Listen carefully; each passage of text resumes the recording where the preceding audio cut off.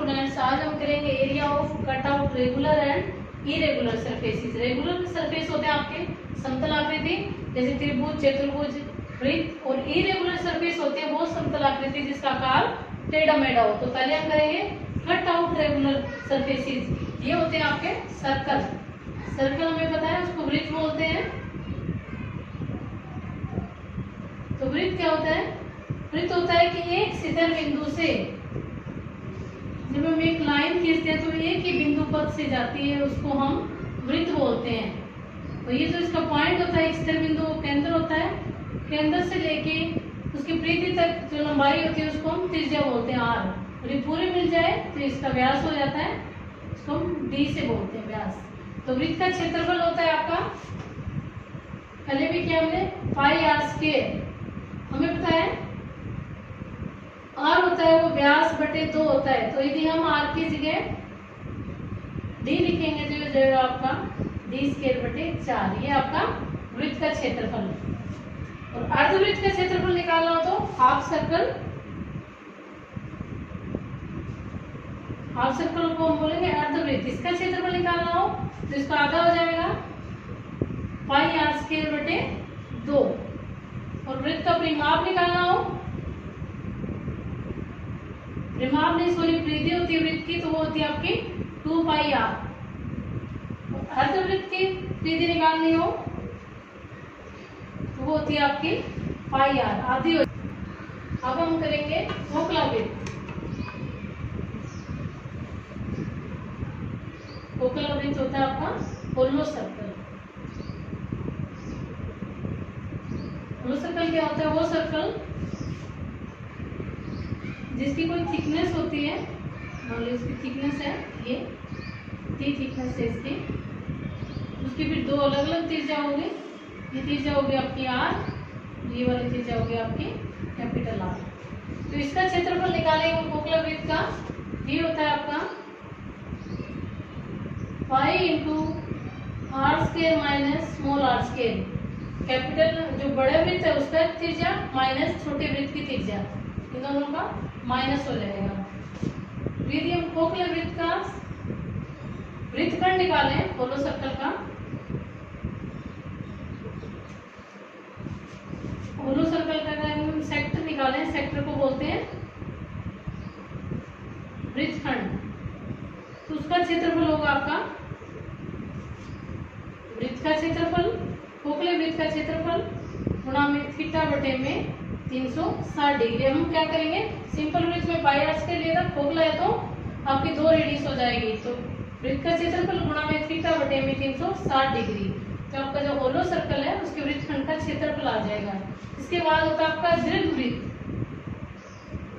दीर्घवृत्त को हम एलिप्स बोलते हैं। ये क्या होता है कि अंडाकार आकृति होती है, इसके 2 एक्स दिए होते हैं।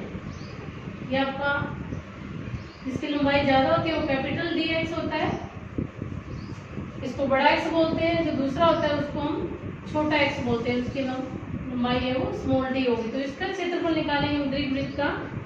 तो ये होता है आपका बड़ा एक्स गुणा में छोटा एक्स गुणा में पाई बाई 4। और इस एलिप्स की परिधि क्या होगी, हो जाएगा pi by 2 into D plus small D. Capital D आपका क्या है, यहाँ पे बड़ा एक्स है, एक्सीज होती है इसकी 2, ये बड़ा एक्स है, और स्मॉल डी आपका छोटा एक्स है। ये आपके एलिप्स की परिधि है और ये इसका एरिया है। अब हम करेंगे इरेगुलर सरफेसेस, मतलब असमतल क्षेत्रफल, असमतल आकृति।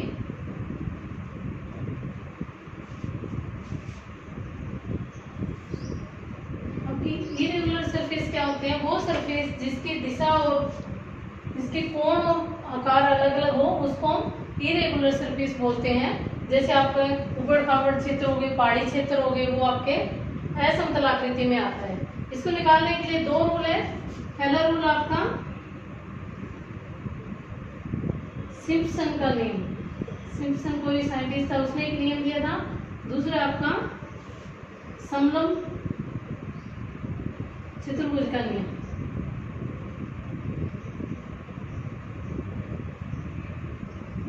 इरेगुलर असमतल आकृति का एरिया निकालने के लिए हम दो नियम का यूज करते हैं। पहला होता है आपका सिम्पसन नियम, दूसरा होता है समलंब चतुर्भुज का नियम। ये पहले वाला नियम आपको बहुत आसान होता है और शुद्ध होता है, इससे एरिया आप बहुत आसानी से निकाल सकते हैं। तो पहले हम करेंगे सिम्पसन रूल, पहले हम करेंगे सिम्पसन लॉ, सिम्पसन का नियम। कोई भी इरेगुलर आकृति लेंगे हम, मान लो एक्सिस आपका ये O है, ये एक्स एक्सिस है, ये आपका वाई एक्सिस है। यहाँ पे कोई इस तरह की आपकी आकृति है, इसको पहले हम इक्वल इंटरवल्स में कट करेंगे। उन सब की विड्थ है वो एक जैसी होगी। ये मान लो आपको फर्स्ट ऑर्डिनेंट है y1, ये y2, इस तरह ये आपका yn, लास्ट में आपका हो जाएगा yn+1। ये ऑर्डिनेंट है, इन सब की विड्थ है आपकी h होगी, वो सेम होगी। जो भी दो लगातार आपके ऑर्डिनेंट होंगे उनकी जो विड्थ है वो आपकी सेम होगी। इसके बेस पे फॉर्मूला क्या होगा, क्षेत्रफल निकालना हमें असमतल आकृति का। तो क्षेत्रफल बराबर इंटरवल को h बोला, h/3 into first ordinate plus last ऑर्डिनेंट।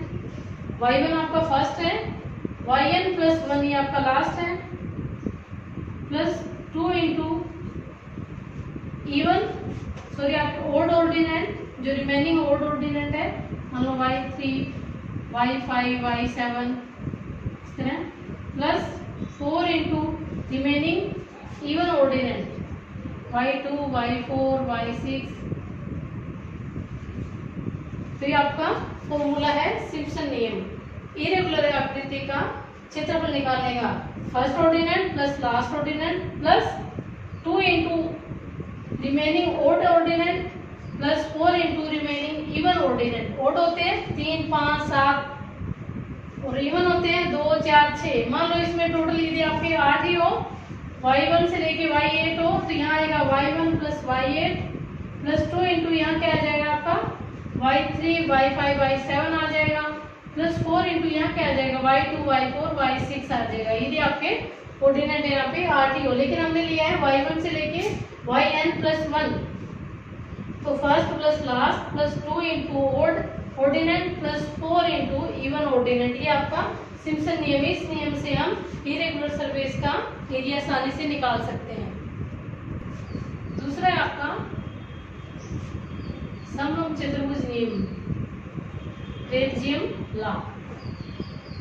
इसको हम बोलेंगे समचतुर्भुज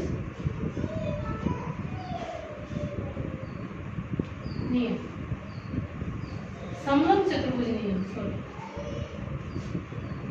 समलंब चतुर्भुज नियम। इसमें भी हम इरेगुलर सरफेस का एरिया निकालेंगे। मान लो ये आपको कोई सरफेस दे रखा है, इसके एरिया निकालने हैं। सेम इसमें भी हम ऑर्डिनेट कट कर लेंगे, सेम विड्थ के, उनकी दूरी है वो आपस में सेम होनी चाहिए। ये मान लो आपका y1 है, ये आपका yn+1 है, ये yn है, ये y2, ये y3, ये आपको इस तरह चलते रहेंगे। इनका जो इंटरवल है विड्थ है इन सब की सेम होगी, h होगी। तो इसका फॉर्मूला क्या होगा क्षेत्रफल निकालने का, यदि हम समलंब चतुर्भुज यूज करें तो आपका आएगा इंटरवल बटे में 2 इंटू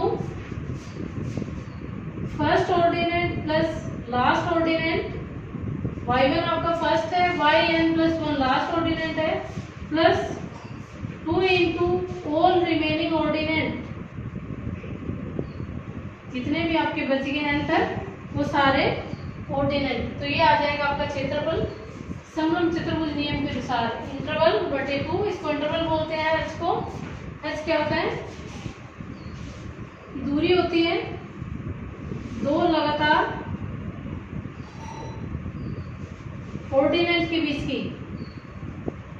जो आपके ऑर्डिनेट है, दो लगातार ऑर्डिनेट है, उनके बीच की दूरी, दो लगातार ऑर्डिनेट के बीच की दूरी।